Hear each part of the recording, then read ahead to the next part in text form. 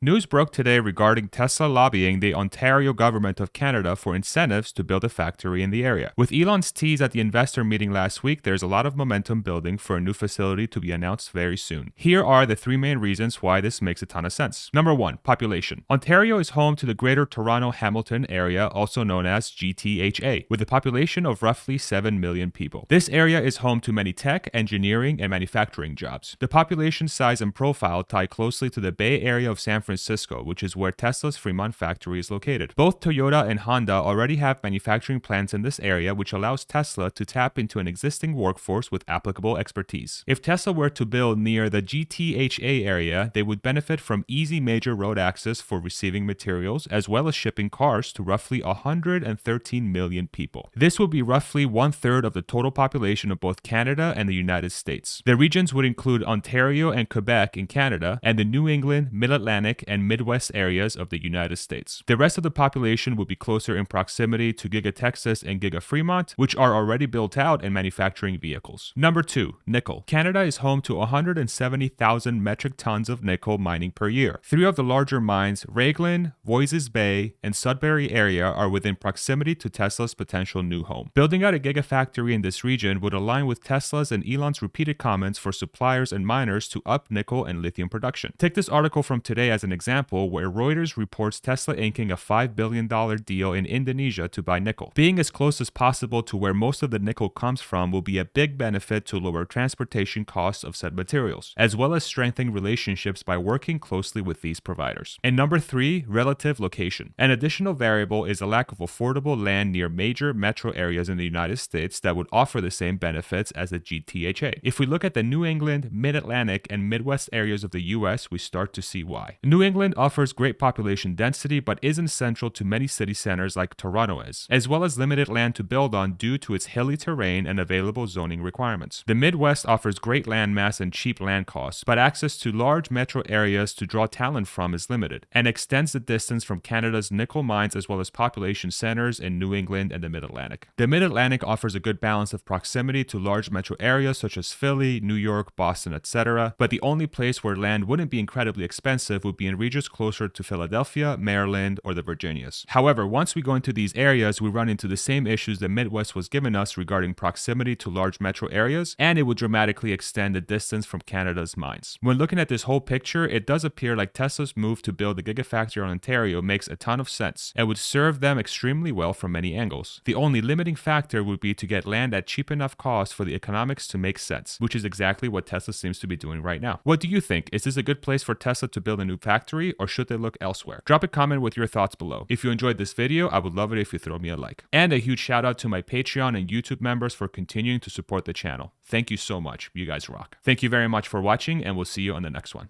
Take it easy. Bye-bye.